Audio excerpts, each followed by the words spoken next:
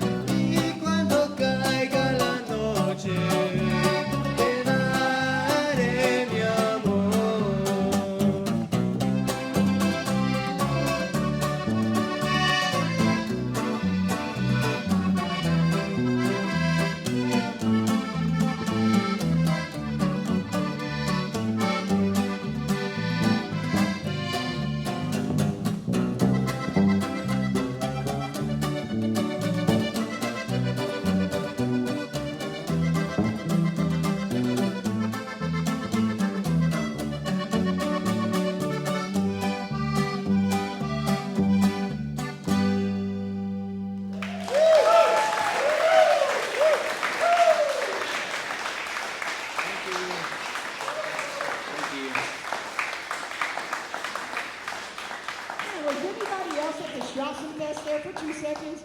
Hearing that squeeze box, I'm like, oh, this is bad memories of being on 5th and Main and me seeing double. Sounded good though, fellas, sounded good. Anyways, you guys, here we go. Everybody give me a little hand clap. Oh, oh, won't you buy me a Mercedes Benz? My friends all drive Porsches. I must make payments. Work hard all my lifetime. No help from my friends.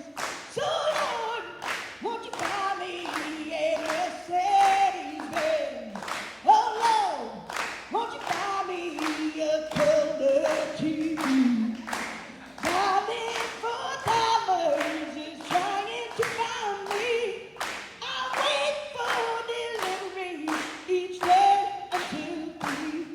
So Lord, won't you buy me a color TV?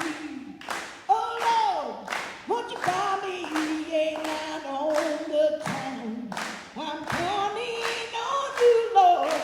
Please don't let me down. Prove that you love me and buy the next round. Oh Lord, won't you buy me a night on the town? Everybody, oh Lord, won't you buy me a Mercedes Benz? My friends all drive Porsches. I must make payments. Work hard all my lifetime. No help from my friends. So Lord, won't you buy me a Mercedes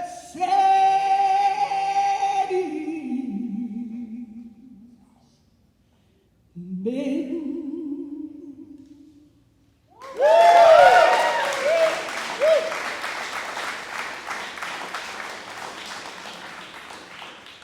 All right, so that's a tough act to follow. She respect that act. It's all good. So I'm missing my sidekick, the big, tall, bald man, Isaac. So I brought a little one. He's much cuter, don't you think? I think so too. All right, well, we're going to sing Bobby McGee, but probably won't be as exciting as Sheets. Once again, thanks, Sheets. All right, Dad, you want to make this exciting? Okay, are you ready? Busted flat in Baton Rouge, waiting for a train, and as fitting near as faded as my jeans.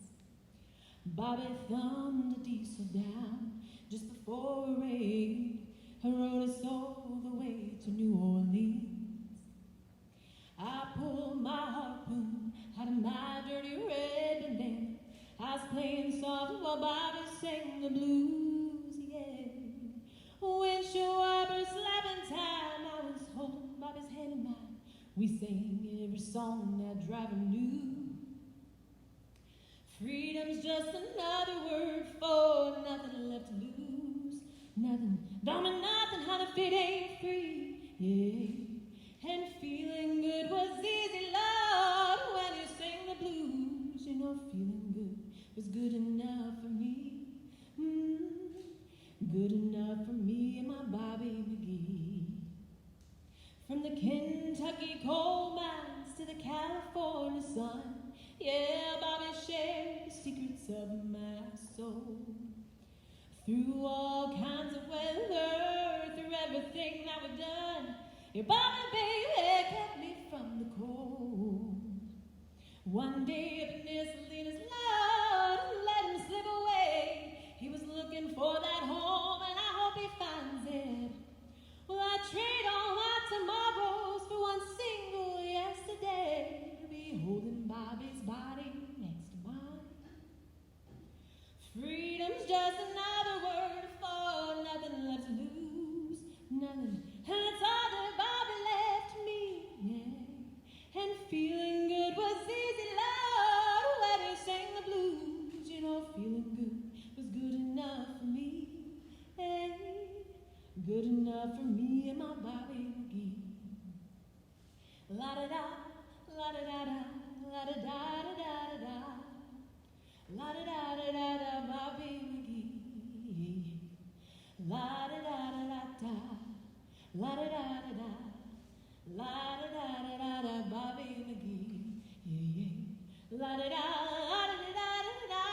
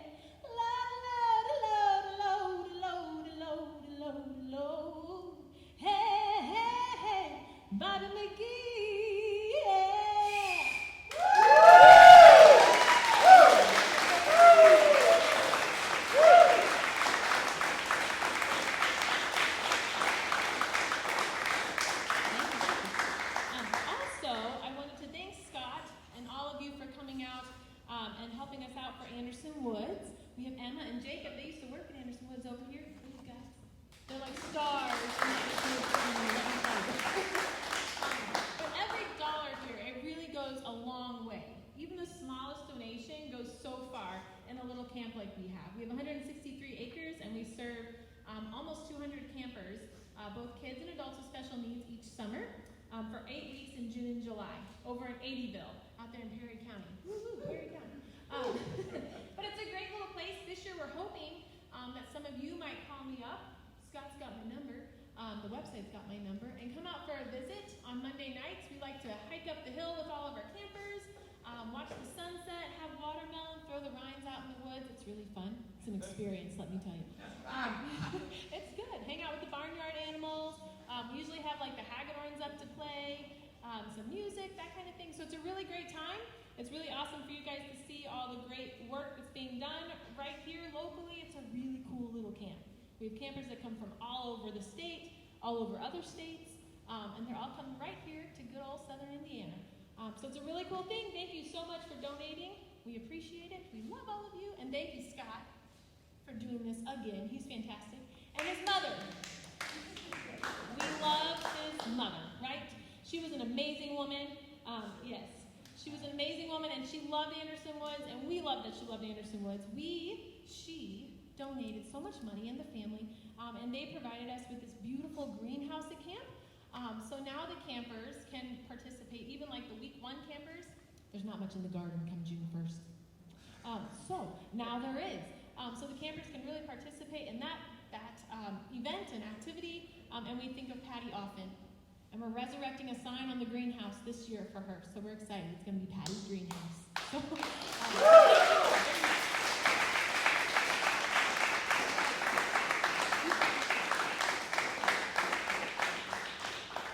So welcome to the matinee show, We're Reading and Sing for Food, Patty Fest 2, or like we like to call rehearsal. So, so bear with us. Folks, this the Band of Baldies thing here, who's a part of it, might have to share mics. And I will do this, so I don't scare you away. All right. It'll make sense later. I'm sure it looks real good right now. Sorry. Anyway, here we go. Full disclosure. You might not know this at the moment, but I'm bald. But you already knew this thanks to the complimentary photo with this column in the newspaper, or today, you have the unfortunate opportunity to see my baldness in person. Sometimes I've noticed my column on the obit pages of newspapers. Seeing my face staring back at me from among all the faces of people that have met the ultimate deadline is a bit jarring. What this placement says about my column, I'm sure too. I suspect newspapers run such headshots as a means to disclose the state of a columnist's pate and ensure that no readers experience shock and dismay should they somehow learn that a particular bald guy in the grocery store fruit section just happens to be their favorite column writer, thus keeping scenarios like the one coming up right now from occurring. Say, Janice, look at that guy handling the kiwi fruit. The one with the weak hairline? That's being generous. What hairline? He's totally bald. I've never seen someone cry amongst kiwi before. He's probably thinking even a lousy kiwi has some semblance of hair. Bald as a baboon's butt. Now, why insult baboons, Janice? That's not very David Attenborough of you. Hey, I don't mean to eavesdrop, but that guy over there is Scott Saalman, a local newspaper columnist for the Dubois County Free Press. Scott Saalman is bald? But he writes like he has hair. Well, a coconut has more hair than him. I wonder if a baboon ever comments, our butts are as bald as Scott bald. Janice, enough with the baboon butts. How dare he deceive the newspaper like that and us like that? They should at least run his photo, just so we know the truth. I bet we could sue John. I'm thinking class action suit. Bald. I'll never, ever read Scott Saalman again. Let's just read Matthew Crane's story. He's got nice hair. Scott had so much promise when he had hair. When we thought he had hair. OMG. Did he just punch a kiwi? And now look. Is he actually... Yes, John. I rubbing the kiwi's juice on his scalp. He must think it's a cure for baldness. Probably read it on the internet. Yes, I am bald. Even my shadow looks bald. How sad is that? A bald shadow. One morning I found a hairbrush that had been split into two pieces near the sink, as if there had been an epic bathroom battle earlier. My wife's hair is so thick that it breaks brushes. Her hair is her superpower. You would think Bryn would have the common decency to at least hide the broken brush from her bald husband. We baldies have feelings too. I was called out for having a bald spot in 5th grade. My teacher, Mr. Beatty, who was bald-like, took me under his wing, Yoda-like, but with less hair, as if excited to have someone else balding in his classroom. Remember, this is 5th grade. I have been hair impaired for longer than I've had hair. I think the last time I handled a comb was during 8th grade picture day. I used to love repeatedly running a finger along the comb's teeth. The sound soothed me like insect love songs. Now I don't think I could properly use a comb without instructions. I'm tempted to form a DuBois County Band of Baldies support group. During meetings, we could talk smack about traitor friends who ditched us while in shameless pursuit of regrowth, restoration, and replacement. You didn't hear it from me, but the secret ingredients to hair growth formulas and those fancy tiny spray bottles and creams are as follows. 85% kiwi juice, 10% eye of newt, 5% fragrance, a la baboon fart. Sorry. Not too long ago, I was driving behind a motorcycle crossing an intersection just as another motorcycle crossed from the opposite direction. You've seen this. Both bikers simultaneously greeted the other with a nonchalant hand gesture involving two fingers pointed at a downward angle. The two-finger motorcycle wave is how fellow motorcyclists express solidarity. Sort of a secret handshake without the shake. There should be a similar hand signal to reinforce bald guy unity. That's why today I'm introducing at this show what I call the slap and slide wave. Patent pending. From now on, I will slap the back of my skull with my right palm, slide the right hand forward across my crown, and then while keeping my right thumb tipped to my forehead, wiggle my right hand's 4 remaining fingers at an approaching fellow bald guy. Eventually, once it catches on, I hope the slap and slide is reciprocated. For beginners, I suggest practicing at a mirror before doing it in public, for you don't want to make a fool of yourself. I'll see you over by the kiwis. Now then, audience, I need your help today. We need to practice this. I'm open. It's not exclusive. If you have hair, if you don't have hair, we got to get this practice going. The bald-headed slap and slide wave. So I'm going to do it one more time, and I want you to watch us. Capture this if you can. Slap, slide, wave. So when I count to 3, we're going to do it 3 or 4 times, okay? Just to get this. So here we go. You ready? Slap, slide, wave. Slap, slide, wave. Slap, slide, wave. You guys look foolish. Thank you for helping me out today. Band of Baldies Unit.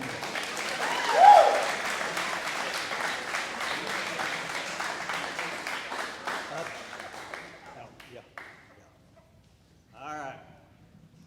Thank you so much for being here. We're going to figure this thing out. So, right now, without further ado, Mr. Marc Steczyk. Thank you, Scott. She needs a Shoot. Oh, that's what you mean. Pull it out like that. We also have, nepotism is a good thing here. We saw Evan demonstrate it, Tilo's demonstrated. We're bringing the younger generations up. And this isn't your first rodeo, Dylan. She played for us last year at Patty Fest 1. And but this time you're going to sing, and you're not going to hide behind this. Take it away, Marc. All right. So we're going to act like nobody's here, right? Just like in the garage.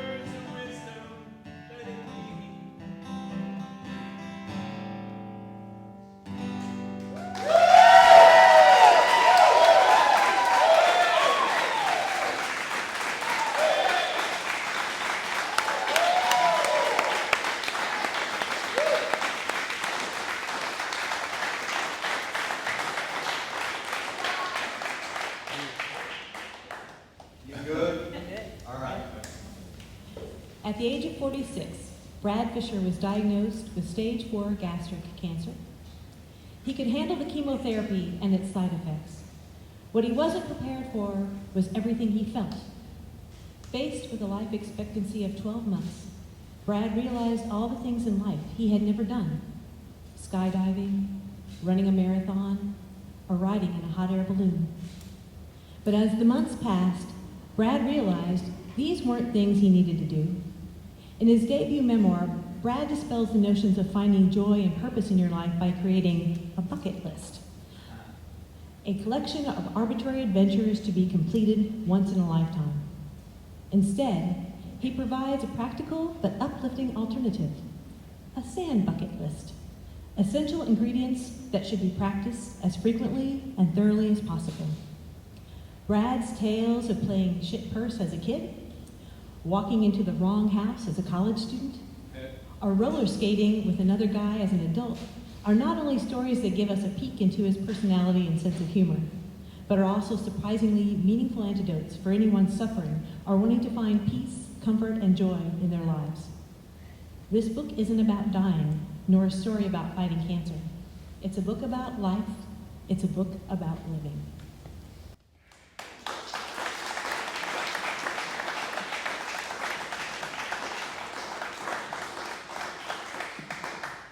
Thanks, Kris. Can you hear me? Test? Test 1. Can you hear me? All right. Thank you. Scott, thanks for organizing. Thanks for having me.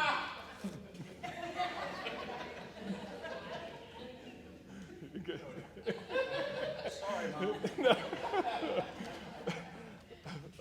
Kris, thanks for introducing me. Scott, thanks for having me. You may regret it after this. I don't know how to ease into this, so I'm just going to jump right into it. All right. Purse. Life lesson. You get what you get, but throw out a bag of shit. When I was young, my friends and I often played the game of purse. In case you have not had the same worldly upbringing that I did in the hills of southern Indiana and are not familiar with this particular outdoor activity, allow me to outline the fundamentals. To begin, you need 2 ingredients: some freshly produced manure from the nearest farm animal, and secondly, you guessed it, a purse, preferably one you're no longer wanting to use. The preparation phase is pretty straightforward.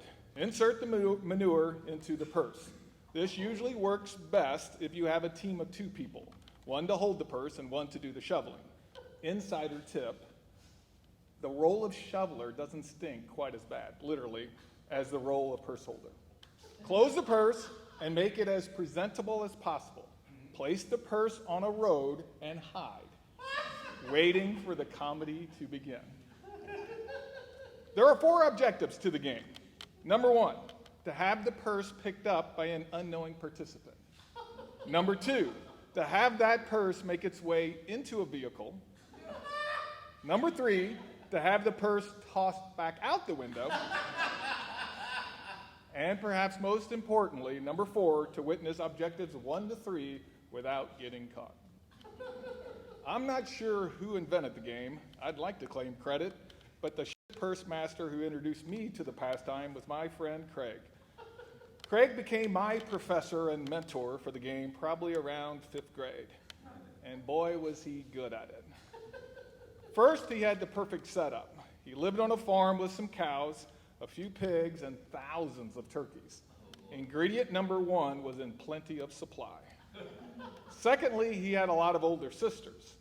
I'm not sure they were always willing participants in this game, but anytime we went to play, Craig would disappear in their old farmhouse to some upstairs bedrooms, return with his clenched fist above his head, holding the purse like a trophy. Craig also had a mini bike, a motorized vehicle that made our delivery of the goods much more efficient and effective. Our normal drop-off spot was a busy highway that ran in front of Craig's family farm. The steady traffic made it an optimal location, although the 55-mile-per-hour speed limit sometimes made it difficult for drivers to detect the foreign object in the middle of their path. We strategically placed the purse about 200 yards before his driveway to provide our victim a place to turn around in order to get the purse. We would hide on top of the hill, covered in the grass, and overlooked the highway. Craig did the dirty work, and I don't just mean completing the preparation of the package. He also served as the delivery for our special gift. My role was a lookout, waiting for the passage to be clear of traffic and give the signal for Craig to execute Operation Purse. Upon my signal, Craig would race down the hill to the highway. Like a trained CIA operative making a top-secret drop, Craig would barely slow down, release the purse onto the middle of the highway, then return to the hiding spot with the other conspirators of the game. Then we waited. With each vehicle that approached the purse, we lifted our heads above the grasses, watching in anticipation of a stop. Sometimes we waited for hours. At least it felt that way. As we watched one car after another ignore our bait. But then it would happen. The red brake lights of the car zooming past the purse would light up. We watched with exhilaration to see the vehicle turn off the highway into Craig's driveway, exactly like we had hoped. Although we wanted to start our pregame fist bumps, we knew to remain still to avoid being detected. Our curiosity could reveal our identity and ruin the game. We persistently achieved all 4 objectives of Purse. Although we took great joy in seeing a stranger beside the road inspect the purse's contents, that usually resulted in the purse being dropped immediately. Sure, it made for a good laugh, but we knew the ultimate goal was for the purse to make its way into the car and then out of the car. Occasionally, a person would grab the purse and jump back into the car, but instead of the purse shooting out the window, moments later, it remained inside the vehicle, and we helplessly watched the car drive away with our prize trapped, leaving the reaction only to our imaginations. This also had the undesirable effect of ending that round of purseless, requiring us to snag another purse. And the longer we played the game, the more difficult that became.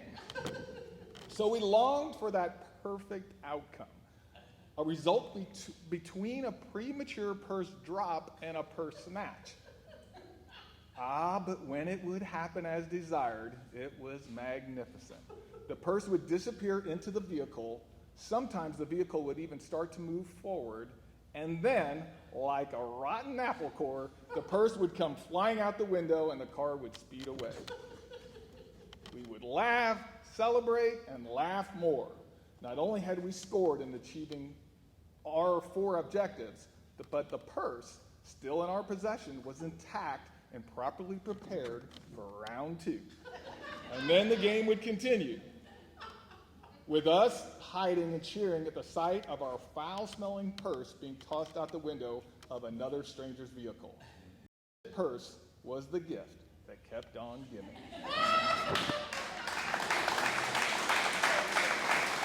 Brad, since this is your first event, we have a gift for you. Hang away. I am not looking inside. I promise. Get out of here. So WJT, Kaitlyn, I'm sorry. We're being filmed for a re-airing on a WJTS. That's right? Yeah, WJTS. I've always struggled with that. WJTS. Kaitlyn, thanks for coming. I'm sorry I didn't warn you about purse. You're going to be busy beeping when we do purse. So, purse. Okay. All right. By the way, now Brad has books for sale out there. Kris, who is coming up, has some music to sell. I have a couple books out there. Proceeds from percentage of sales will go to Anderson Woods tonight too, various percentages. So help out the local artists, including me and my Feed the Kids Foundation, my kids. So anyway, Kris Lasher, thank you. I got to point out to Kris. Kris is a founder of this show. Yeah. So, and I got to point out Rock Emmert out there. So this show would not exist without Rock Emmert and Kris and Jessica Dyer Campbell, who lives up by me in Fischer's now, because it was spoken word nights that led to this. So thank you, Rock and Kris and Jessica, who's not here. But anyway, Kris has this great voice. She also has a new CD. Thanks to a grant, she won an arts grant. She was able to create this thing. So you're going to give us a sample right here. All right, Kris Lasher.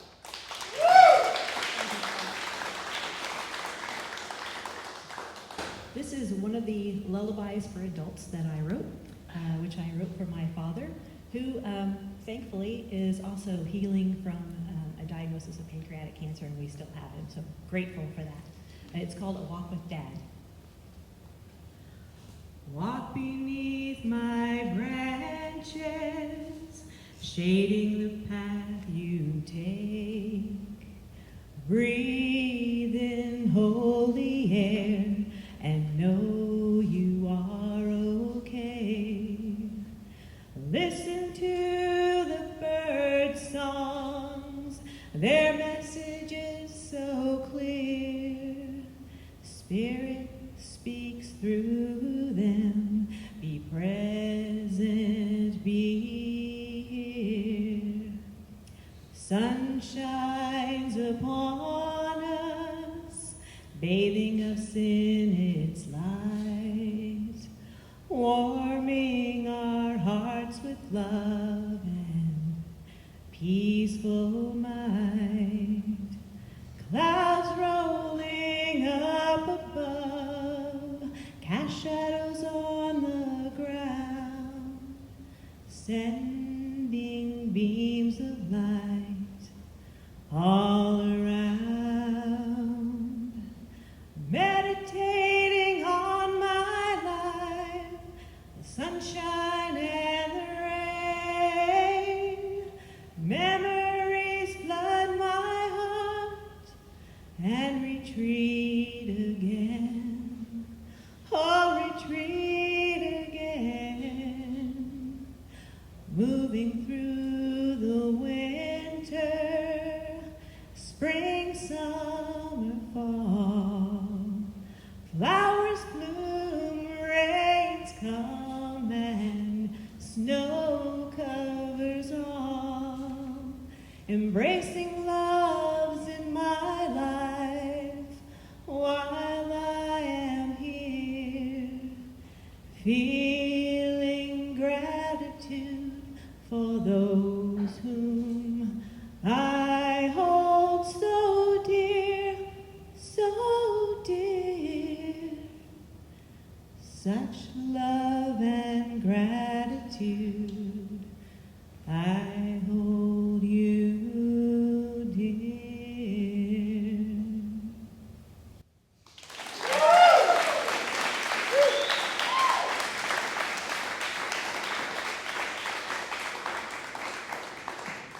So Kris is a Hall of Famer, Marc's a Hall of Famer, Megan's a Hall of Famer. Now we got a new guy here, brand new guy. Chris Dixon, a soon-to-be Hall of Famer, if he survives this show. But welcome to the show, man. Thank you very much. So good luck on your first one here. The audience isn't too critical. So, Chris Dixon. Thank y'all. I'm Kris. I appreciate it. I am so grateful to be here for such a wonderful reason. I can't wait to come visit Anderson, and it's going to be awesome. I grew up going to a summer camp as well. I know exactly how special that is. This is a tune we used to sing at my summer camp. It's an old Chris Levine song. And in the spirit of trying new things, being here for the first time, and summer camp, I thought this would be a really good one to play. It's called Good Thing She Can't Read My Mind.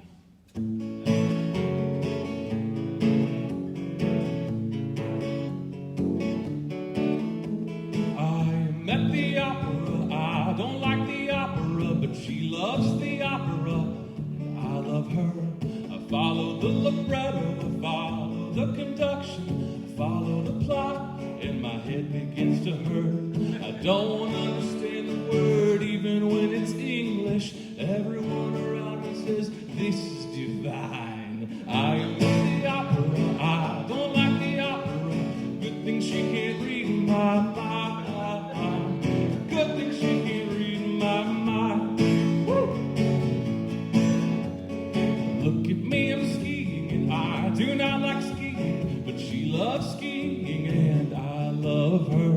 I rent the boots and poles, I shiver in the cold. Charging down the mountain, everything is a blur. There is no exhilaration, I'm just feeling terrified. Everyone around me's having such a great time. Look at me, I'm skiing, and I do not like skiing. Good thing she can't read my mind. Good thing she can't read my mind. I am eating sushi, I do not like sushi. But she loves sushi, and I love her. I'm poking with the chopstick at a living, breathing fish. Oh my God, I think it's trying to swim. Some say eating sushi is like chewing on a wet sock or sucking down a bucket full of tentacle slime. I am eating sushi and I do not like sushi. Good thing she can't read my mind. Oh, good thing she can't read my mind. So if you see me on the mezzanine, see me at the sushi bar, or on the ski slope looking scared, don't feel sorry for me, I must be in love. Why else would I be there? Before we met, my life was dull, I never took any chances. Now I leap at every opportunity I find. I do not like sushi, I do not like skiing or the opera, but maybe I will in time. Oh, maybe I will in time. Yeah, maybe I will in time. Oh, maybe I will in time.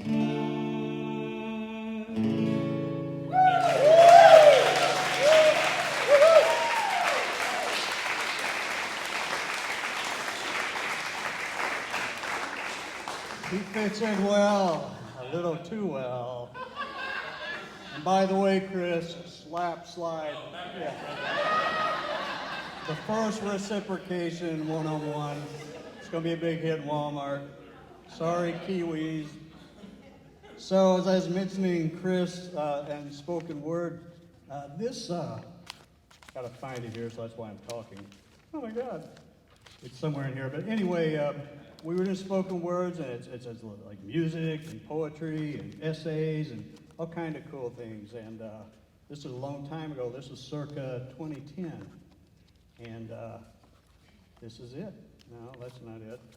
I may be borrowing with you, Kris. I'm really screwing up here. I know I have it. I'm so sorry. I'm so sorry. I gotta get rid of the bad things, and here they are. So, digging. Isn't this great? So anyway, everybody's really doing solo songs and solo this and that, and then I was reading some as columns, and this is the first time I want to involve somebody in dialogue, and it was Kris was there, and I know she's such a great singer, and so we did it, and honest to God, here we are now. So, 150 some shows, $65,000+ for dozens of charities, all generated basically because of spoken word at the, what was the name of the, Sozo's, oh my God, the coffee shop, yes. Now tobacco refinery store or whatever, so that's good. So anyway, here we go, a children's gift of lullabies. It is bedtime for Austin, and his mother plays lullabies while rocking her son on the glider rocker. Nearby, the CD player paints the mind of our sleepy little boy with songs from a CD titled A Child's Gift of Lullabies, one of the best and most used baby gifts we have received. The CD is, to quote its lyric book, a collection of precious melodies and lyrics created with love and care for the young and old. The words within its 9 songs conjure up the right sleep ingredients: raindrops, gentle breezes, rainbows, mama's arms, angels, golden stars, Teddy. When the CD lulls our son to sleep, the world offers nothing sweeter. I too grow sleepy. That is until I begin to taking the lyrics too literally. Then the mood is ruined, and I can't help but lose sleep over lullabies. One song, Tomorrow We'll Go to the Fair, begins this way. Sooner you sleep, the sooner you'll wake. The night will go faster, as quick as a wink. The morning will break, soon we'll be there.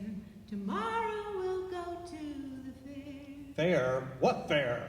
There is no fair tomorrow. There are no painted horses like the song promises, no carefree clowns to laugh at. Scott, it's just a song. Sure, when Austin wakes up in the morning all excited about going to the fair, you be the one to tell him that it was just a song. To promise him a fair when there actually is no fair is just, well, unfair. These are, you knew where that was coming. These aren't lullabies, these are lullalies. Oh, brother. Suddenly, Austin, startled by my voice, cries in the dark. Now see what you did? The merry-go-round will go up and down. We'll raise our voices and sing merrily. Like magic, our boy is peaceful again. When the CD finishes lying about the fair, it plays Someday Baby, which mentions butterflies soaring through the sky and crickets chirping wing to wing. This subject matter alarms me. Now what? The song is about insects. And that bugs you? Pause for a laugh. How can it not? When I was a kid, after saying my prayers, my mom would habitually tell me to sleep tight and don't let the bed bugs bite. Then she would leave me alone in total darkness, wide-eyed with fear, trembling, waiting for those damn bugs to start biting. It was traumatic. In all fairness, it was even worse for her as a child. My grandma was a drinker. You know that, Terry. And she usually just told my mom, don't let the bugs eat ya. I lost a lot of sleep over bed bugs. Maybe we both did. And you wonder why I have insomnia? I am hushed. And when Austin begins to whimper. If I could, I would give you wings to lift you way up in the air. Wait a minute, wings? You want to give our son wings? Don't you think he's enough of a handful just crawling? Imagine him flying around in our house, constantly bumping his head on our ceiling. That can't be good for his skull's soft spot. It'll drive the dog and cat nuts. I can just hear it. Every time I start to relax, you'll say, honey, get the broom. Austin is caught in the hanging philodendron again. Wings, little wings, wings in the wink of an eye. Soon your little wings will be big enough to fly. Sensing that I'm about to be banned from the baby room, I force myself to pay less attention to the lyrics and allow the lullabies to bypass my cynicism. The CD plays Appalachian Lullaby, Lullaby for Teddy, Playing a Lullaby, and ILOVEYOU. Then my personal favorite, Hushabye Street plays. The nightingale's calling, the first stars in sight, and the man in the moon softly whispers good night.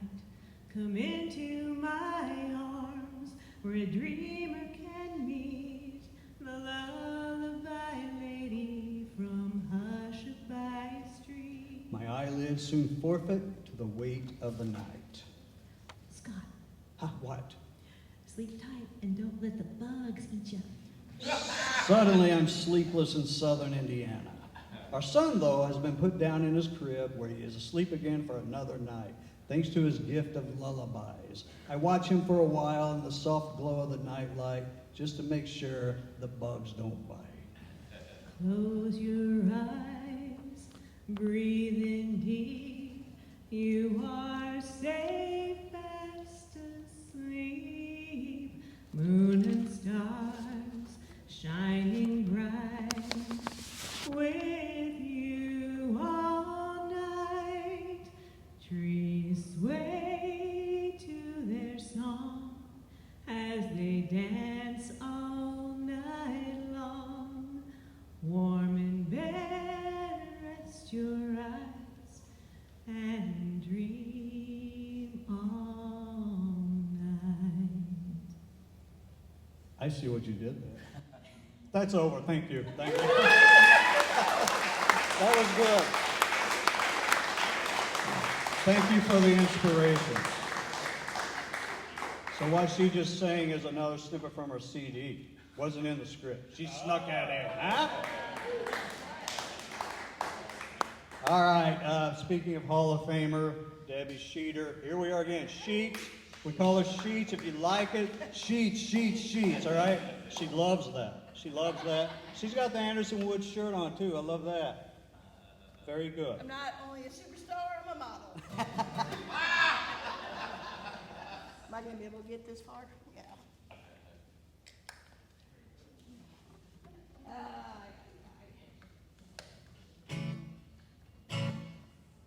Well. Here we are. Yeah, I know. I've lost feeling in my fingers. We'll do a little John Prine for you. You haven't heard me sing it yet. You might know when I put it on.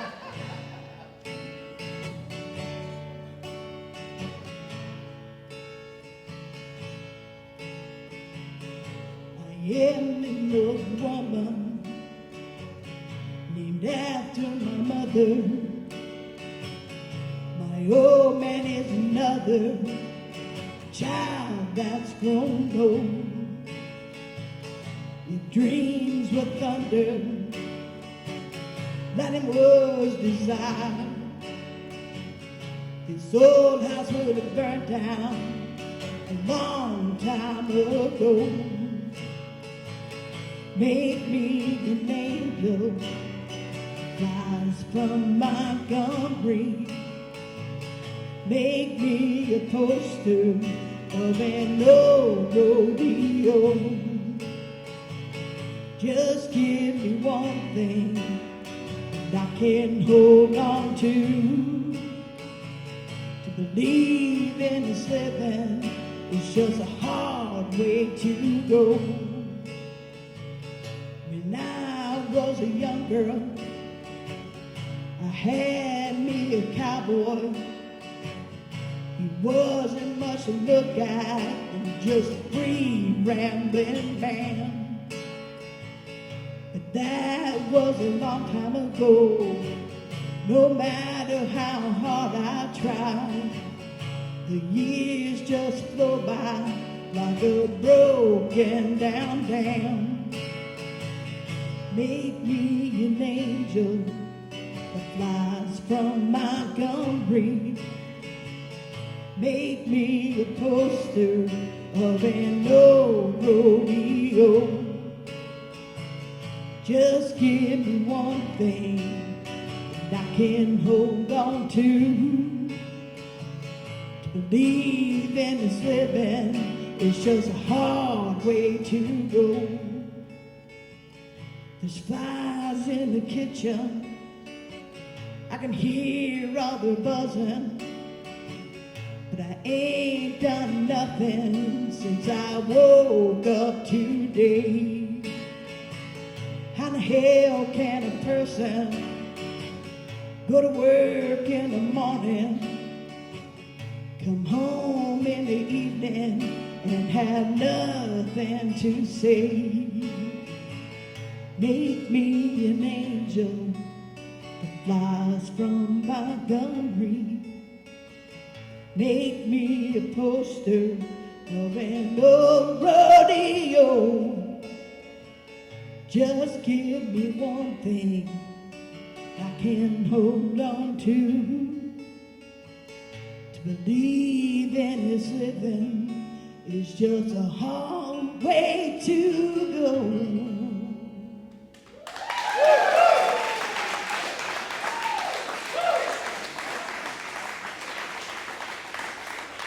I forgot to announce that at this point this will be intermission. We're not going to have intermissions, but treat this like your living room. Restrooms are right out there. You know, if you have to go, go. Just please leave the room first. Thank you. All right. There go my hips. Well, yes, it is both. It's Kris and Kris. Yes. And also we need our podcast fellas, which is Kris and Kyle Rupert, who runs this joint. Local thespian. So good luck, guys, on that. So.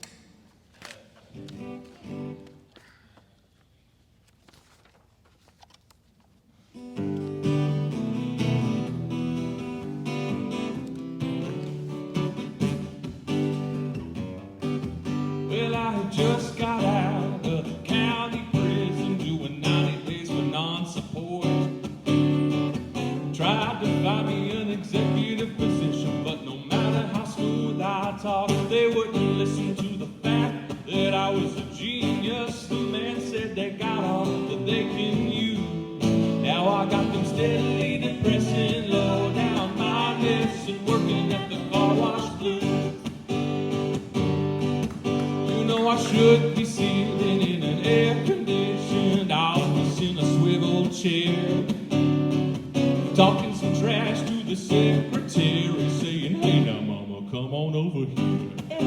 But I'm stuck here rubbing these fenders with a rag and walking home in soggy old shoes, 'cause I got them steadily depressing, low down my list and working at the car wash blues.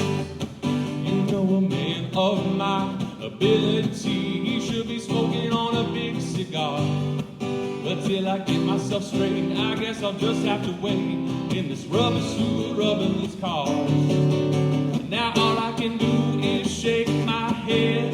You might not believe that it's true, but working at this end of Niagara Falls is an undiscovered Howard Hughes. So baby, don't expect to see me with no double martini in any highbrow society news, 'cause I got them steadily depressing, low down my list and working at the car wash blues.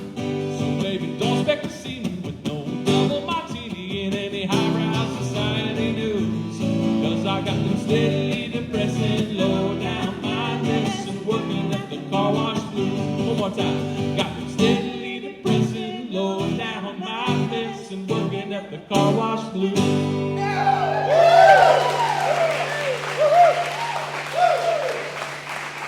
That was awesome. Yeah. They just worked that out just recently, so today, together. So, are you ready, Marc Steczyk? You have a little part in this. Yep.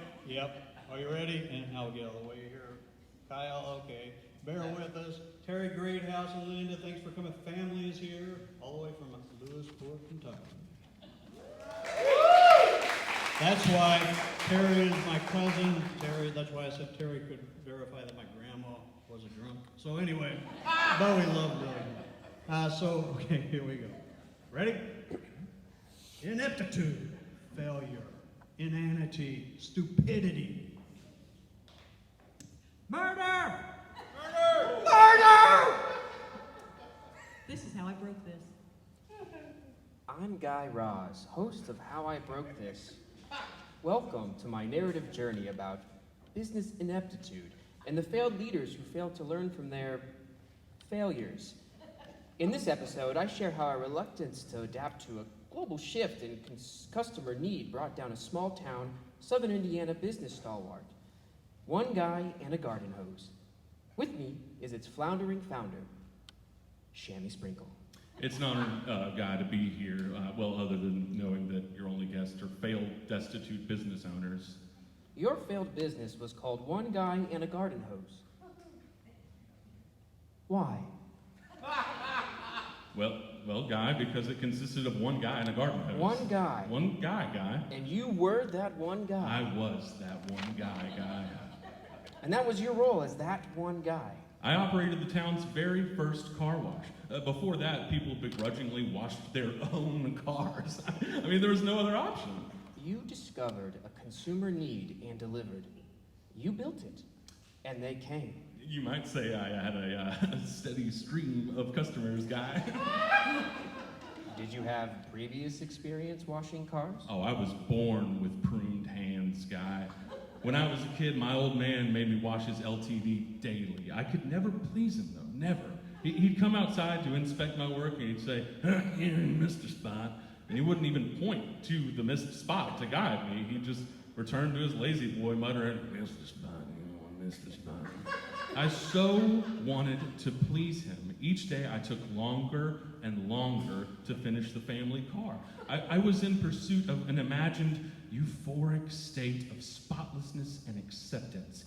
Yet each day, missed a spot. Guy, can I borrow a Kleenex? I think I feel tears coming on. Well, this conversation has taken a very unexpected, emotional dark turn. We might be onto something here, Chamois Sprinkle.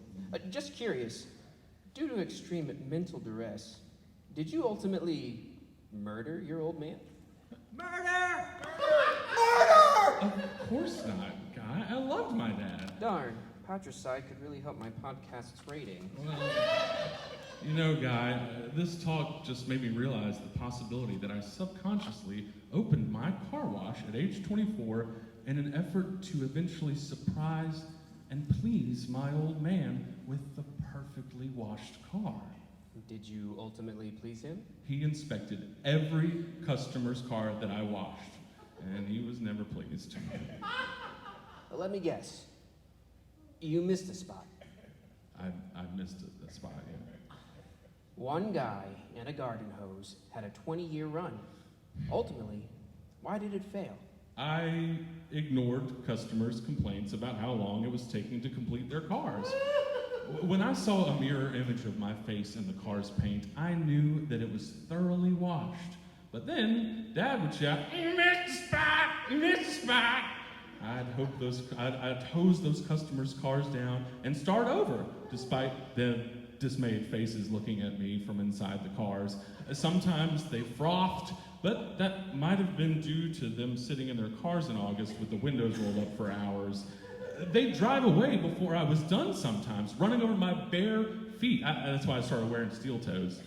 The competition was pretty stiff by then, right? Oh, our town had more car washes than dollar stores. There was Tsunami Sam's, Tidal Wave Tim's, Monsoon Mary's, Maelstrom Mel's, all those fancy car wash chains. Computer technology, conveyors, uniforms, mascots, air dancers. Their touchless hot air dryers killed the art of the chamois. The Water of Life Chapel and car wash simultaneously pumped out 100 clean cars and souls on any given Sunday. How can a front yard, mom and pop car wash compete with Simonized Souls and Salvation? Not to mention Barbarella's Bikini Car Wash, catty-cornered from the chapel. Well, there you have it, listeners. A father, a son, a failed business. Chamois, are you sure you don't want to murder your old man? I can preempt airing this episode until you do. Sorry, Guy, but Dad's already dead. I forgave him on his deathbed for all those missed-to-spot mental abuse inflicted on me. And guess what, Guy? Just before his final breath, his eyes opened and he whispered, "Son, you were the world's best car washer. I never saw a wider shade of white wall tire. Your metal bumpers shined like the pearly gates. I kept saying you missed a spot to toughen you up and make you better at your trade, you dumbass. You never missed a spot, son." And then he died. That's how he died. Classic, a boy named Sue brand of parenting. So what's in the cards now for a washed-up car wash entrepreneur like Chamois Sprinkle? What now, Chamois? Guy, I'm tempted to apply at Tidal Wave Tim's. I really dig their uniforms. Because I got them steadily pressing low down 5 minutes been working at the car wash blue.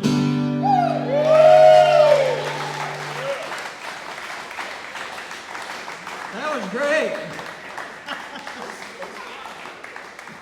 Okay, so I was wondering, we just planned for Tilo and the Dubons, the Tilo Trio maybe, that's the name of it. Just had 2 songs, but would you like to hear one more song? Closer to the equator. Come on up, fellas. One more song.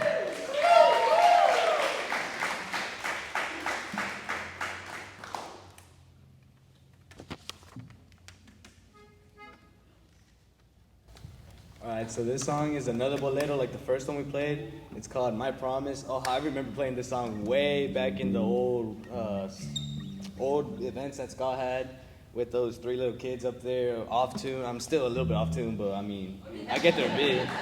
And yeah, this is My Promise.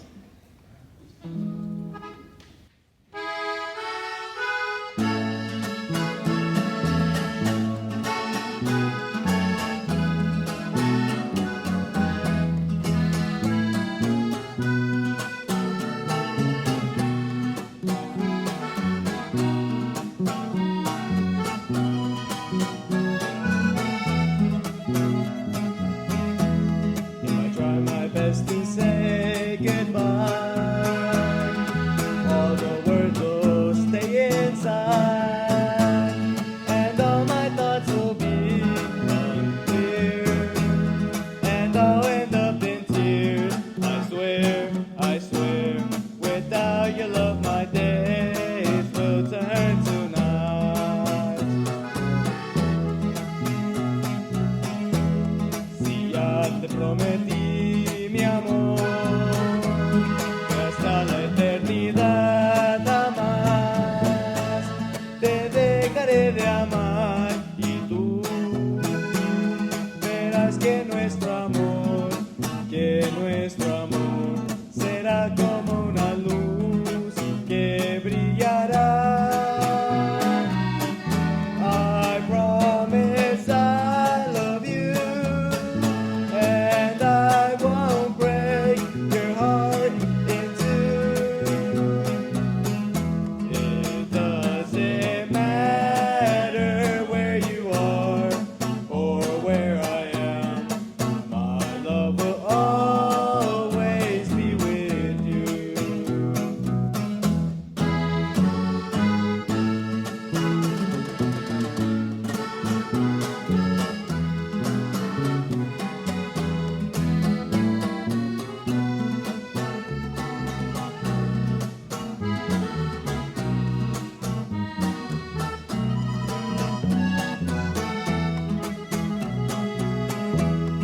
By chance, one of us must go and leave the other person alone. My promise will reach out across the miles and cover up the tears with smiles, so radiant that all the world will know. Prometo darte amor y no dañar tu corazón, y donde quiera que tú estés o que yo esté, jamás te olvidaré. It doesn't matter where you are or where I am, my love will always be with you.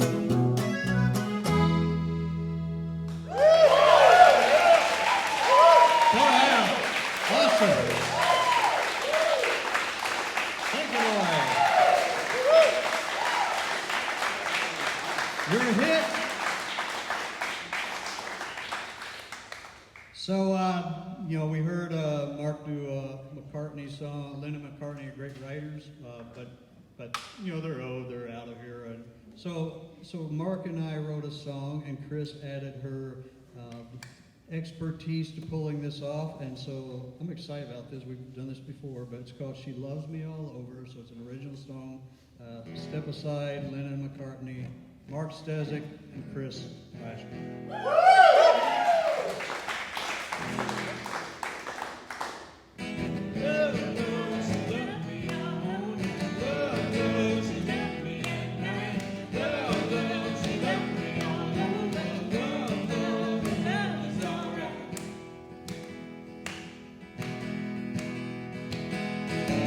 She's the face at the end of the rainbow.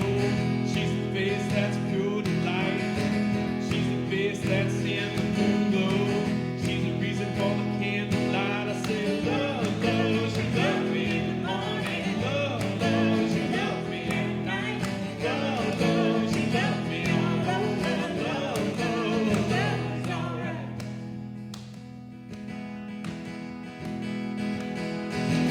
When I see her, my heart is history. She's the reason I wrote this song. Where she takes me a sweet, sweet mystery. When I'm with her, there's nothing wrong. I say, love, love, she loved me in the morning. Love, love, she loved me at night. Love, love, she loved me all over. Love, love, love is alright.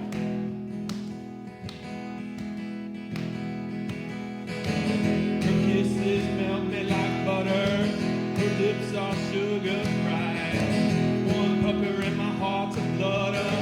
Her kisses can't be denied. I say, love, love, she left me in the morning. Love, love, she left me at night. Love, love, she left me all over. Love, love, love is alright. I say, love, love, she left me in the morning. Love, love, she left me at night. Love, love, she left me all over. Love, love, love is alright.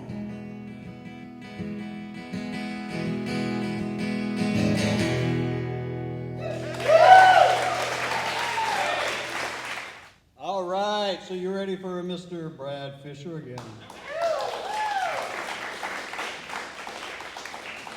By the way, these socks were given to me as my mom's face on them, so she's here with us, just in a more hidden way. So, hello, Mom. I wish I had. Hello, Mom.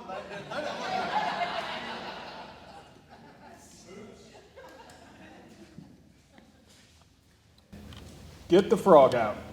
Life lesson. Be willing to hop outside your comfort zone. Tanya, my wife, enjoyed her workouts at Hoosier Trainer, a local gym in Brownsburg owned and operated by a young woman named Monica, and encouraged me to go give it a try with her. I was expecting other women to be there. What I wasn't expecting was all women. I walked into the gym and immediately felt like a duck out of water, but I decided to man up and give it a shot. Monica turned on the music and started us with some leg stretches, quickly moving side to side. I followed along the best I could, mimicking Monica's moves. We went from stretches to squats, bicep lunges, tricep kickbacks, lateral shoulder raises, and a host of other moves I was learning for the first time. And although I had at first thought that the weights I grabbed would be too light for me, I quickly realized that after the 150 reps we were doing, even the weight of my arms felt heavy. I was huffing and puffing and could feel my muscles aching, begging me to quit. I looked at the clock, wondering if the 50-minute workout was almost over, only to see we were only 10 minutes in. It wasn't only Monica's encouragement that kept me moving, it was the commitment of all the others in the class. There were brief moments that we were all shuffling left and right to the music that I thought we must look like a bad MC Hammer music video. By the end, my t-shirt was wet with sweat. I felt proud and accomplished that I had completed the class without quitting or dying. Our family schedule made it difficult for Tanya and me to return at the same time. I felt even more uncomfortable showing up without Tanya. I wanted to wear a t-shirt that said, "I'm not a creeper, I just like the workout." I kept my head down and made my way to the back of the room, trying to be as stealth-like as possible.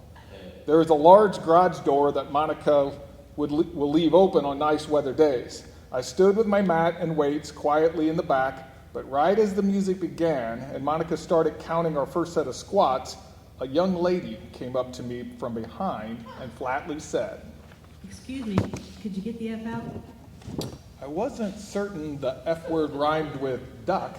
However, I was pretty sure the message was the same. She was wanting me to leave. Maybe I should have worn the not a creeper t-shirt. Or maybe this workout truly was exclusive for women. In all fairness, the F word was actually frog, as in get the frog out. The young lady was smiling. My resentment and embarrassment were replaced by confusion.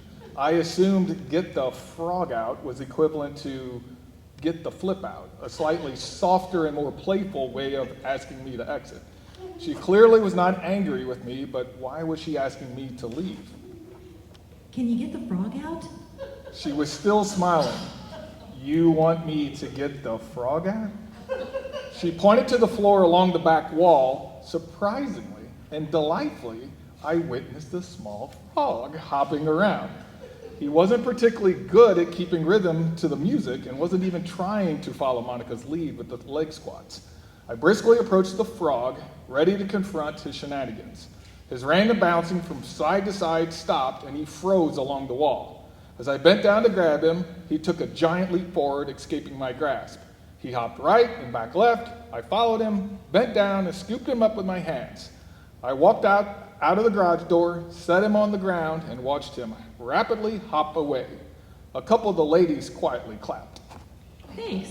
You look like someone who could handle a frog.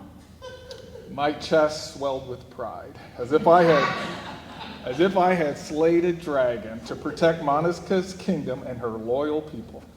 I had faced my admission test and passed. I still felt a little uncomfortable being the only guy in the gym full of women. My timing and rhythm in the workouts definitely needed some work, but I was someone who could redirect an adrift amphibian. I was the guy who could catch a frog. After my cancer diagnosis, what I found surprising is how much I missed Monica's classes.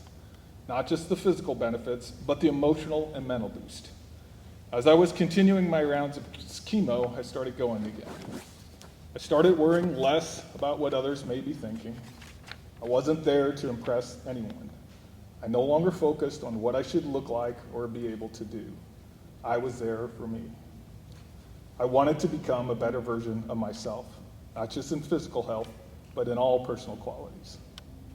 When it comes to working out and life in general, the measure that matters most isn't our waistline, the size of our biceps, or the baggage we bring into a room. What matters most is our tenacity to struggle and sweat, our eagerness to lead each other on to do one more rep, our joy from dancing with others, our strength to let go of our fears and insecurities, and our courage to confront the obstacles in our lives, and yes, our fortitude, when necessary, to Get the frog out.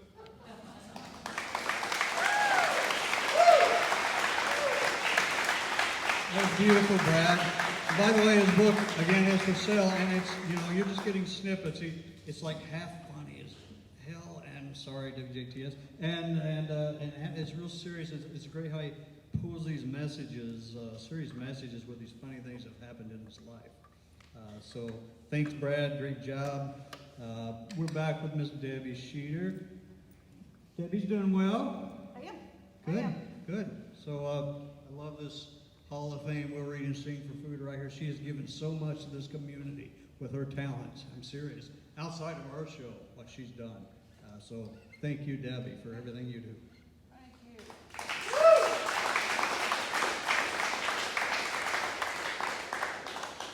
All right, gang. It's not. What is it? It's almost 3:30. My mind, it's 5 o'clock somewhere.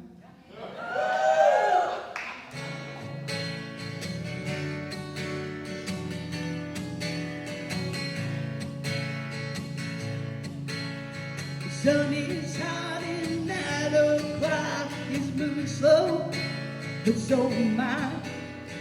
Workday passes like molasses in wintertime, but it's July. Getting paid by the hour, no by the minute. My boss just pushed me over the limit.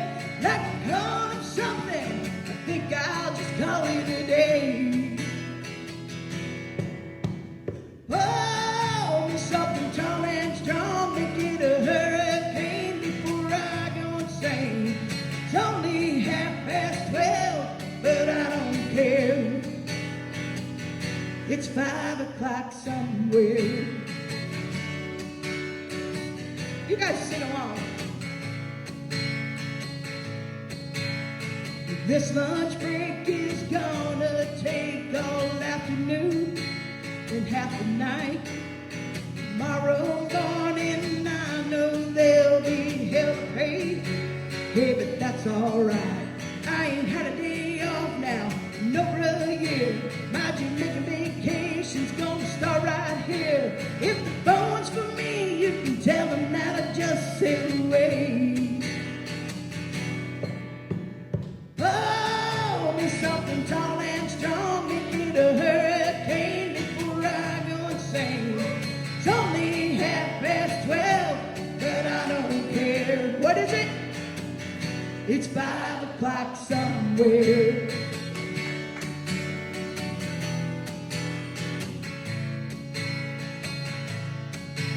I could pay off my tab for myself in a cab and be back to work before 2. At a moment like this, I can't help but wonder, what would Jimmy Buffett do? He'd say, oh, be something tall and strong, make it a hurricane before I go insane. It's only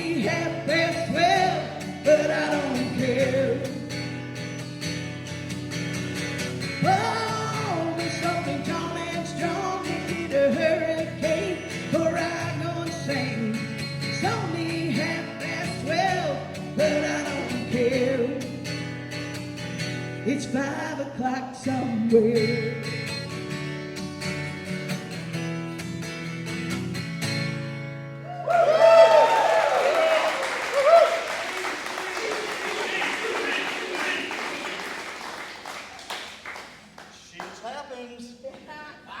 Thank you, WJTS, for covering us today, and I hope that you can do some editing. And thank God this wasn't live, huh? So next up, if you notice this beret right here, this belongs to Paul Michael Ash, a Hall of Famer, forever Liberty Secret player, passed away from cancer a few years ago. Paul is a great singer-songwriter. And we always honor him, and this is one of his original songs that Marc and I kind of worked on posthumously for him, and it's called Walk Away. So Paul Michael Ash, thank you. Sorry about that, Scott. We might have skipped one. Oh, what did I skip? It's fine, Scott. So we're going to switch. Let's do the Paul Ash song now. Damn, that took so long to introduce. Sorry, Kris.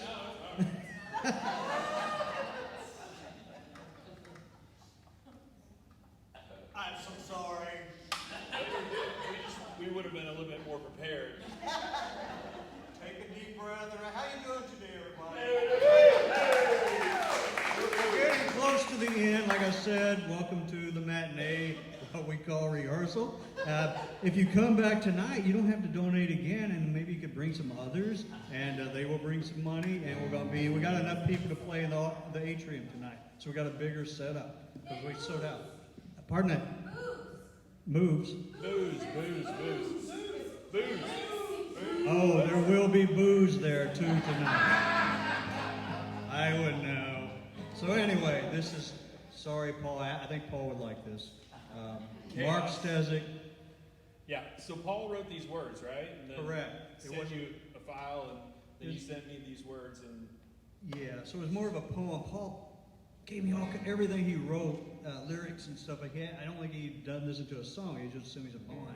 And after he died, I read it and was messing with, oh my God, this would be a great song. We just added a chorus to it. So Marc is great.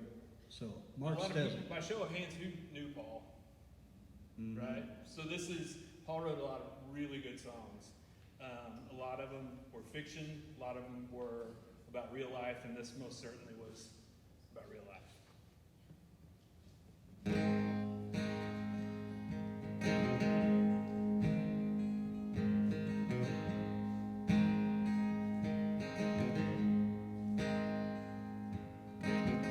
Lying on a gurney cart, I got a IV in my arm. My eyes are closed, and in my head, I'm back on the country farm. The grass is green, it's always spring, and there's berries on the bush. We're moving now, the gurney rolls, the nurse gives me a push. Walk away with Miriam, my only one. Walk away to my morning sun.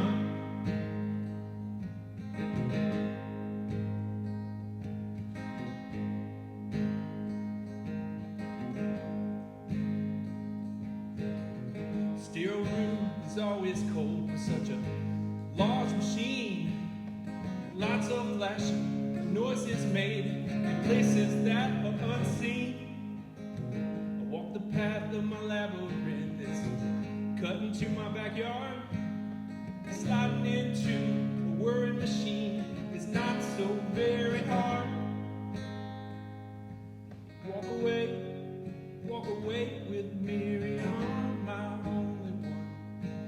Walk away to my morning sun.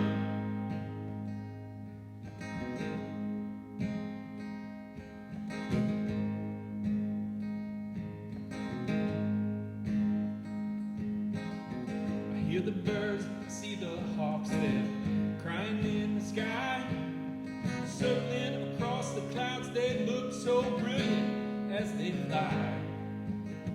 The ivy starts my palm turns warm and my mouth tastes bad. Hold your breath, we're going in. I remember my old dad. Walk away with Miriam, my only one. Walk away to the morning sun.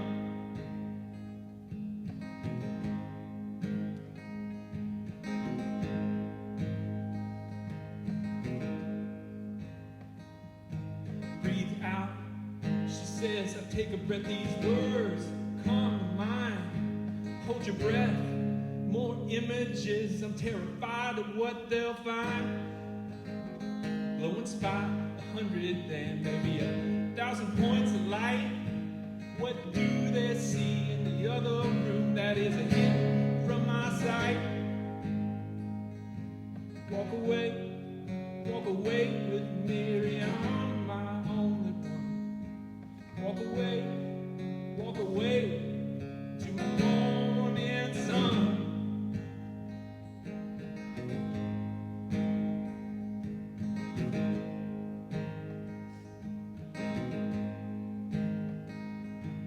It's over then, the ivy comes out. I get off the gurney cart, hold the pad over the vein. I hope the bleeding does not start. Walk away with Miriam, my only one. Walk away with Miriam, she's my only one. Walk away to my morning sun.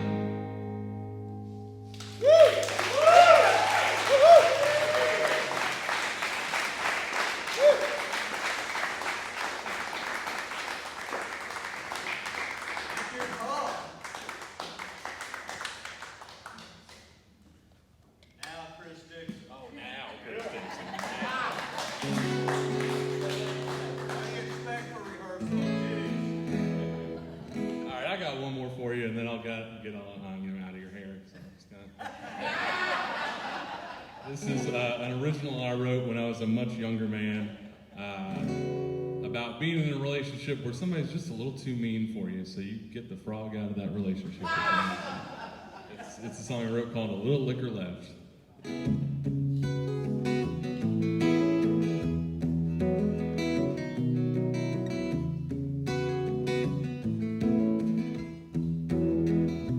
When I walked inside, you were right beside me, whispering, how could you be so blind? There's a little liquor left on our breath, if you want to have a drink sometime. White lies drip with white lightning.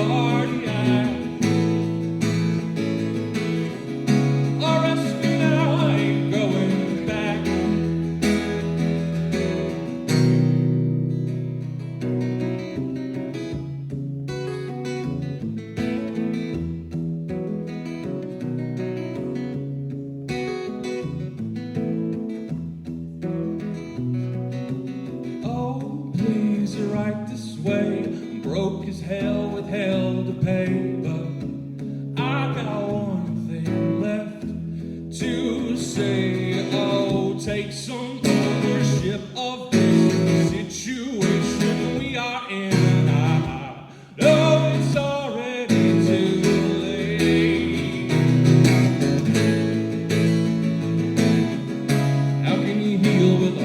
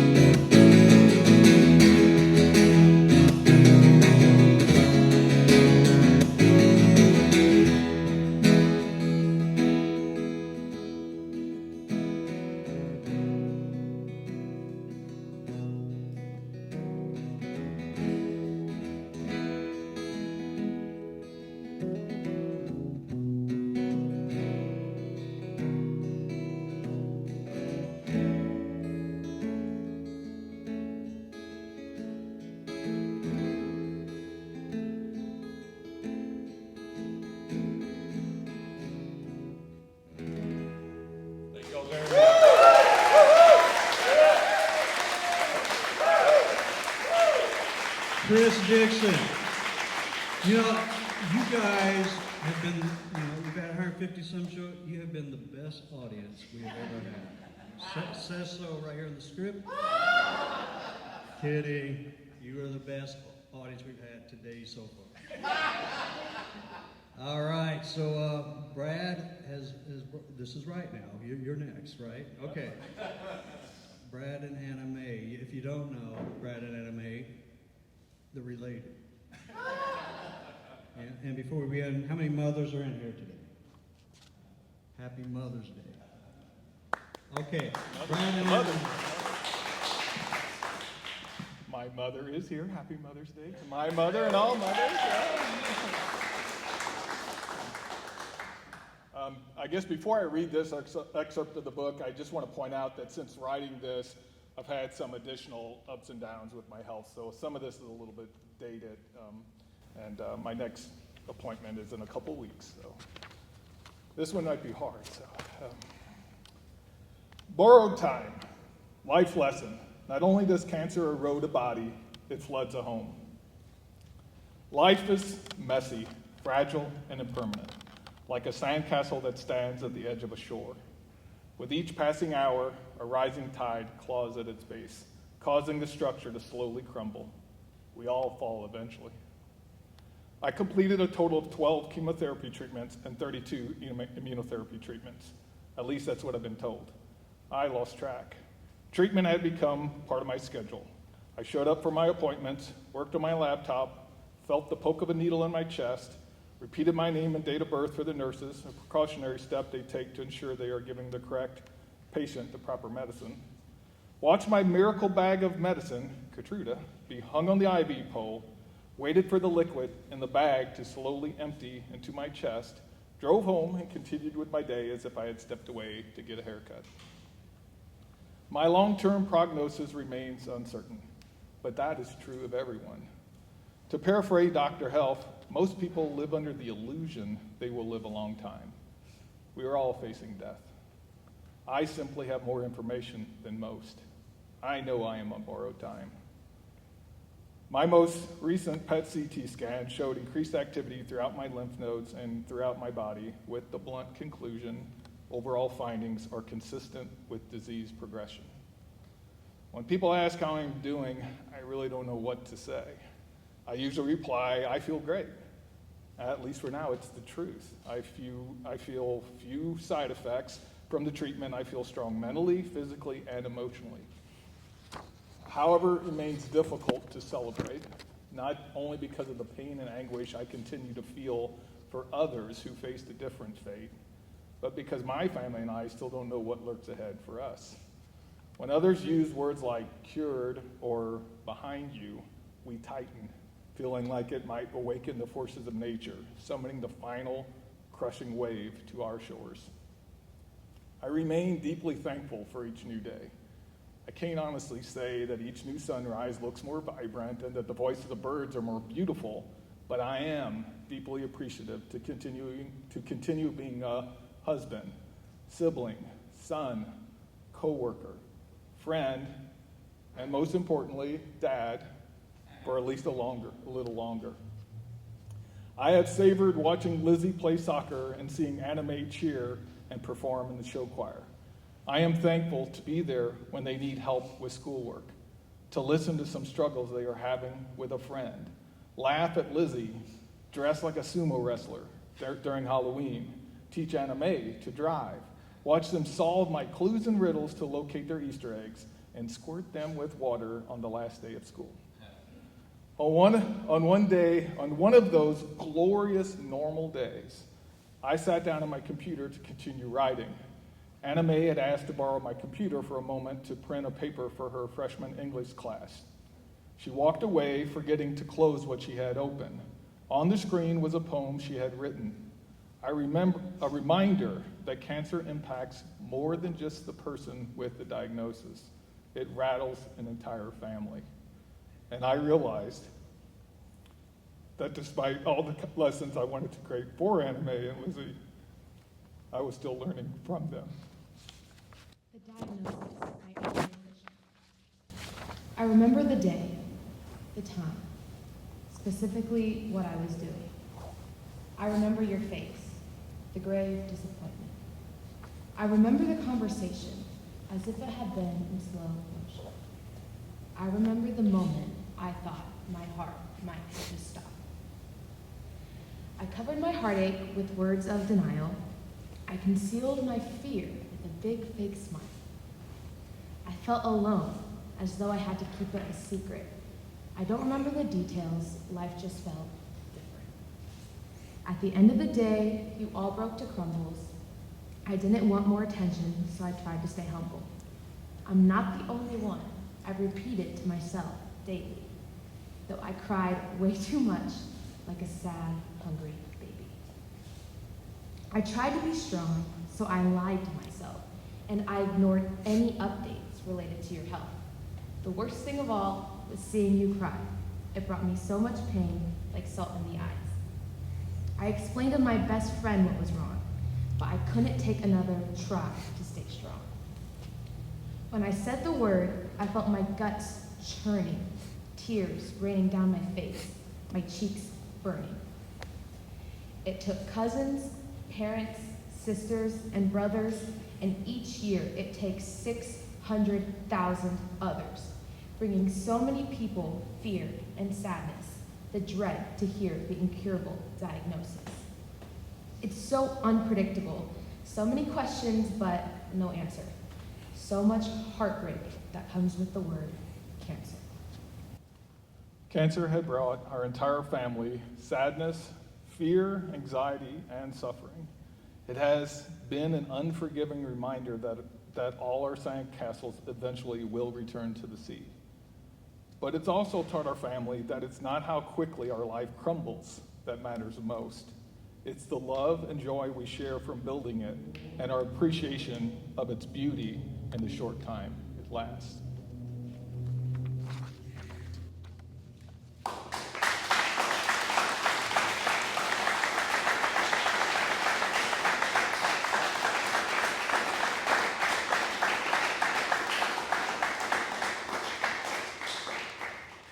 Thank you.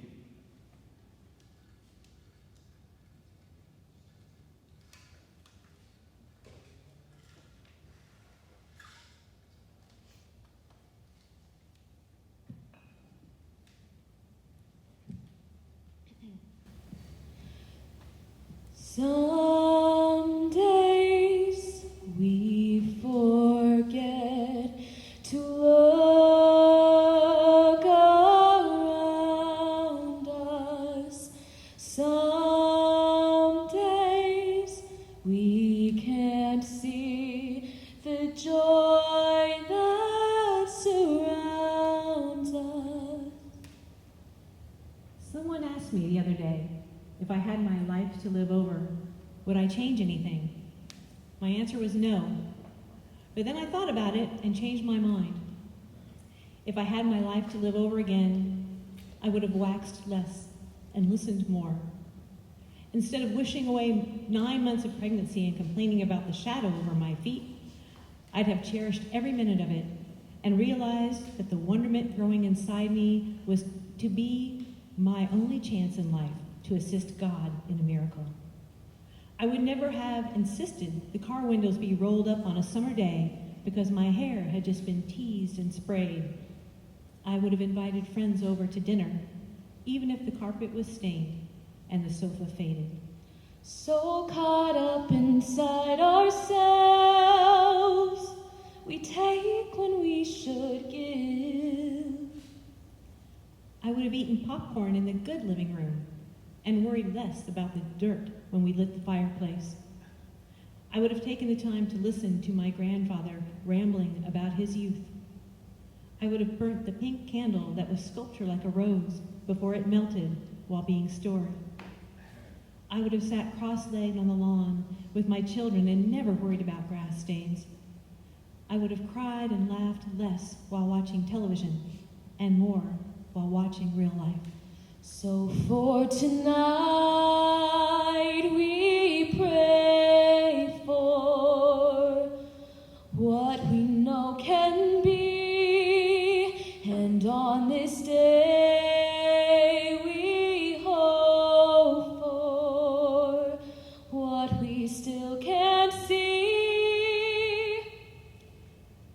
shared more of the responsibility carried by my husband, which I took for granted. I would have eaten less cottage cheese and more ice cream. I would have gone to bed when I was sick, instead of pretending the earth would go into a holding pattern if I weren't there for a day.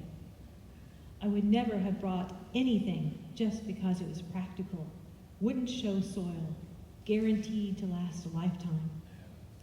When my child kissed me impetuously, I would never have said, later, now go get washed up for dinner. There would have been more I love yous, more I'm sorries, more I'm listening, but mostly, given another shot at life, I would have seized every minute of it. Look at it and really see it.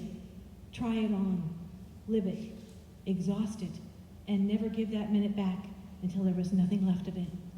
It's up to us to be the change, and even though we all can still do more, there's so much to be thankful for.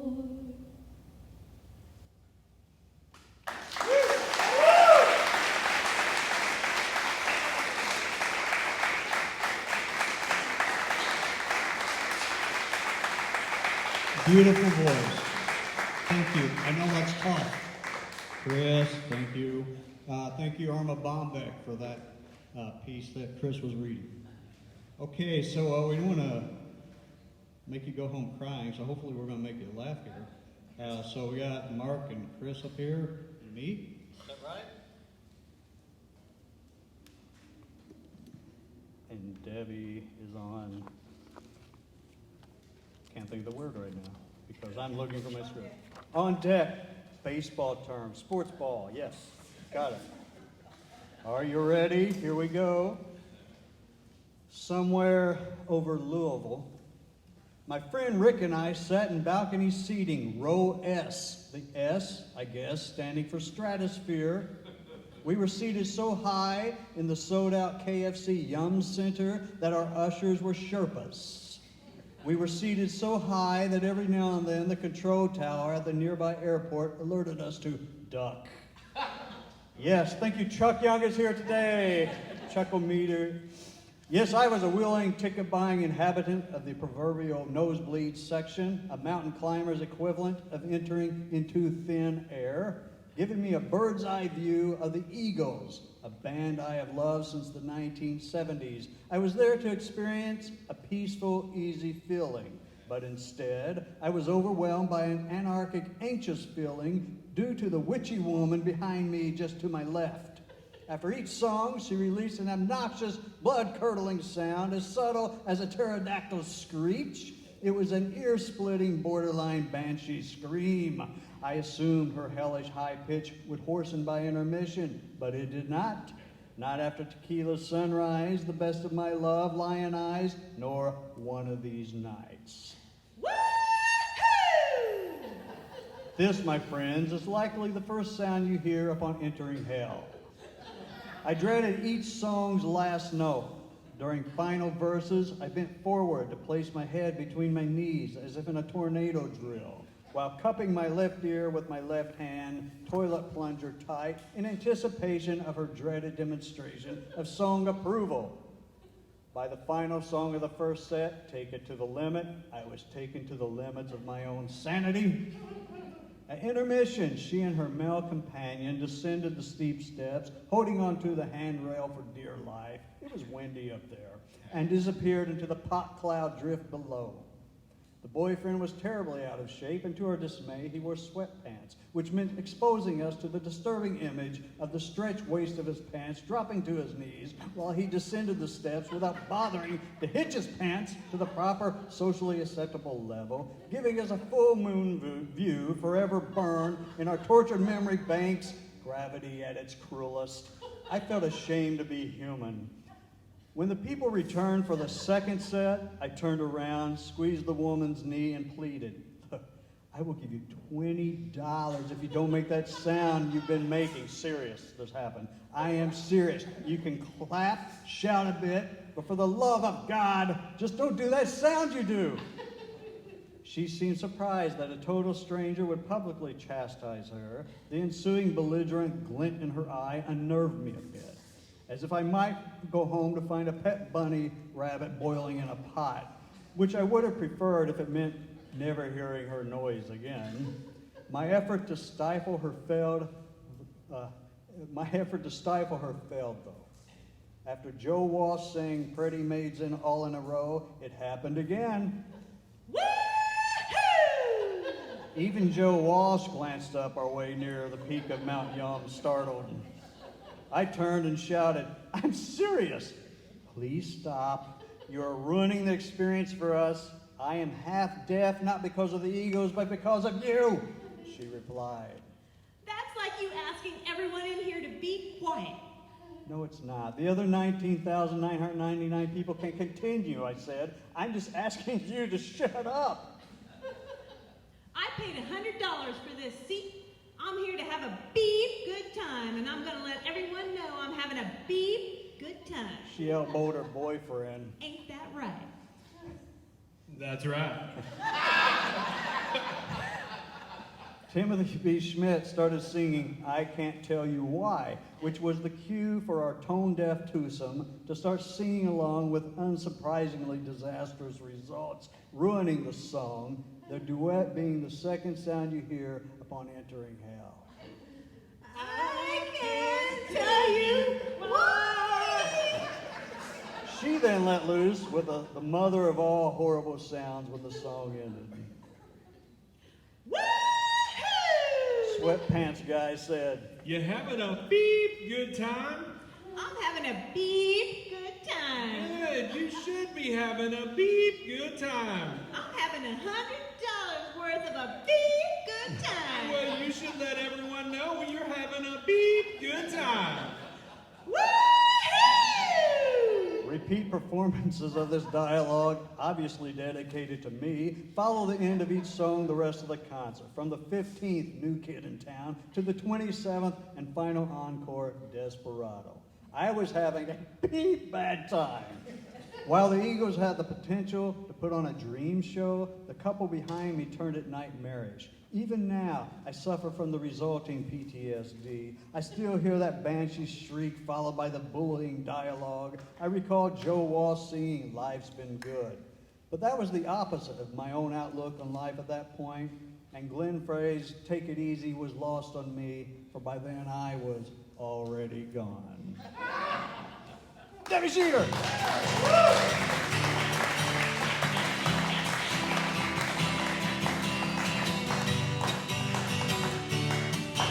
Sing along. Well, heard people talking just the other day, and they said you were gonna put me on the show. So let me tell you, got some news for you, and you soon find out the truth. And then you have to eat your lunch all by yourself. 'Cause I'm already gone, and I'm feeling strong.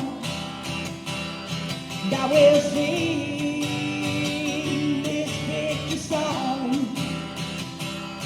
Woo-hoo, my, woo-hoo. The letter that you wrote me made me stop and wonder why. But I guess you felt like you had said things right. Just remember this, my girl, when you look up in the sky, you can see the stars but still not see the light. That's right, 'cause I'm already gone, and I'm feeling strong. Now we'll sing this victory song. Woo-hoo.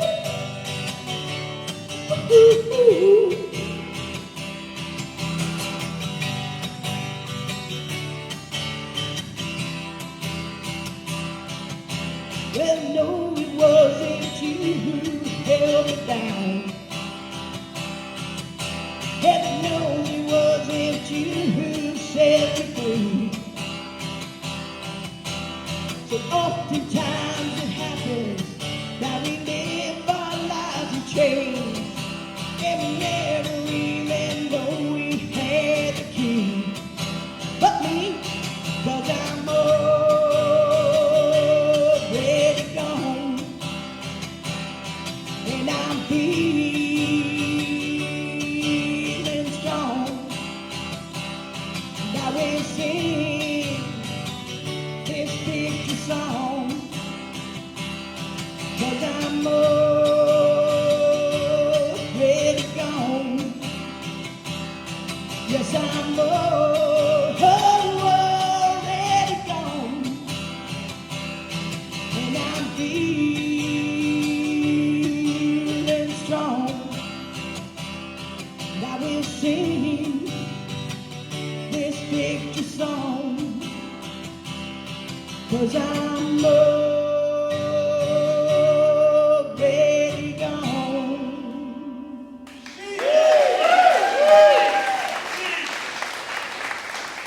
You have been a great audience. We got a couple more things to do here, and we're adding just a few more minutes. First, let me, I said, bring people back tonight. You don't have to donate. It's charity. Maybe you'll feel like you want to donate again. Who knows? You should. Anyway, what I was going to say was, if you bring somebody or you go home excitedly talking about this show, don't tell them it's a 2-hour show, because tell them it's an hour and 15 minutes. They'll get here, we'll trap them in just like we did you, and we'll keep going. I don't have anything else to do today, but anyway, Gordon Lightfoot died. Yeah. Why does that affect me? Okay, Gordon Lightfoot died. Hooray. He was very inspirational to me when I was a kid. Record the events Fitzgerald played on the radio, and it was part of those things that wanted me to be a writer, such a story.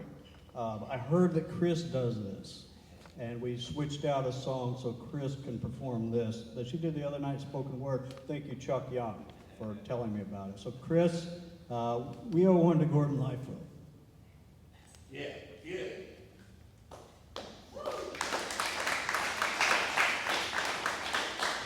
Full disclosure, I did this Thursday night for the first time in my life, so this is the second time in my life. And I think you love him, Scott, because he's a great storyteller. I mean, best story ever. So here's my stab at Gordon Lightfoot.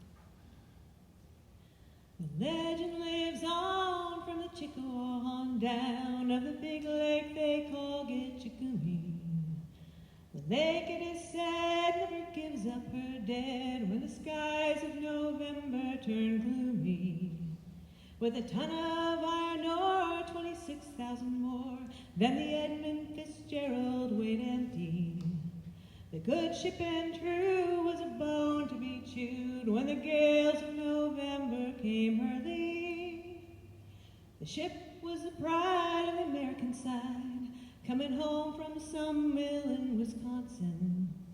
As the big freighters go, it was bigger than most, with a crew and good captain well seasoned, concluding some terms with a couple steel firms when they left fully loaded for Cleveland. Then later that night when the ship's bells rang, could it be the north wind they'd been feeling?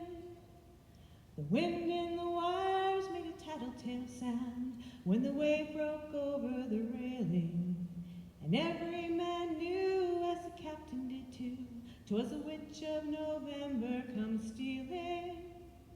The dawn came late and the breakfast had to wait when the gales of November came slashing.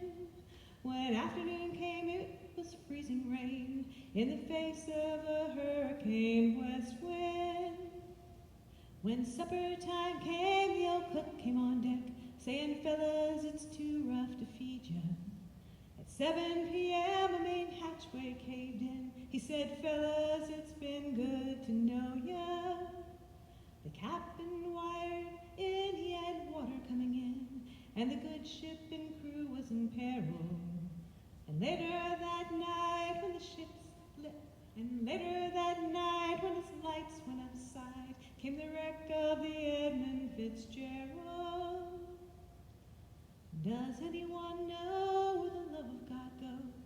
When the waves turn the minutes to hours, the searchers all say they've made Whitefish Bay. If they put 15 more miles behind her, they might have split up or they might have capsized. They may have broke deep and took on water, and all that remains is a face and the names of the wives and the sons and the daughters.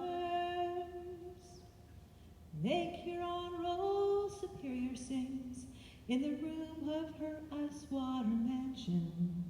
Old Michigan steams like a young man's dream, and the islands and bays are for sportsmen. And further below, like Lake Ontario, takes in what Lake Erie can send her. And the iron boats go, as the mariners know, with the gales of November, remember. In a musty old hall in Detroit they prayed, in the Maritime Sailors' Cathedral. The church bells chimed till it rang 29 times for each man on the Edmund Fitzgerald. The legend lives on from the Chippewa on down of the big lake they call Gitchagumi. Superior, they said, never gives up her dead when the gales of November come early.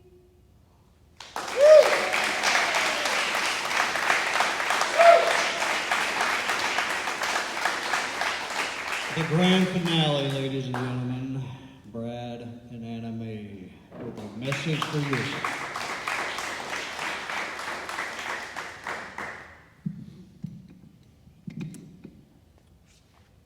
We'd like to give you a quick guide to converting your bucket list to a sand bucket list. Anna Mae will share an action people often consider for their bucket list, something they do once in their life. I will share a sand bucket list alternative, something that can and should be done regularly and or more fully. Bucket list, run a marathon. Sand bucket list, take a walk each day. Bucket list, bungee jump. Sand bucket list, fall in love. Bucket list, shoot a wild animal. Sand bucket list, have a squirt gun fight. Bucket list, visit the Amazon jungle. Sand bucket list, play tag on a jungle gym. Bucket list, travel to every continent. Sand bucket list, visit every nursing home in your area. Bucket list, go on a safari trip. Sand bucket list, go through a cornfield maze. Bucket list, backpack in the mountains. Sand bucket list, give someone a piggyback ride. Bucket list, scuba dive in the Great Barrier Reef. Sand bucket list, play Marco Polo in a pool. Bucket list, experience zero gravity. Sand bucket list, experience equanimity with yoga. Bucket list, dog sled through the Alaskan forest. Sand bucket list, adopt a pet from an animal shelter. Bucket list, get a tattoo. Sand bucket list, give blood. Bucket list, run with the bulls in Spain. Sand bucket list, pet a cow. Bucket list, rappel down a waterfall. Sand bucket list, go down a water slide. Bucket list, eat a tarantula. Sand bucket list, feed others at a food bank. Bucket list, stay at an all-inclusive resort. Sand bucket list, go camping. Did you guys have a good time tonight today? Yeah, we did. They enjoyed it, that's all that matters. Seriously. Thanks for having us. Yeah. Thanks for coming. Maybe we'll see you tonight. Other than that, oh, Mom, everyone else, thank you for coming. Drive safe, stay warm, spread the word. Goodbye.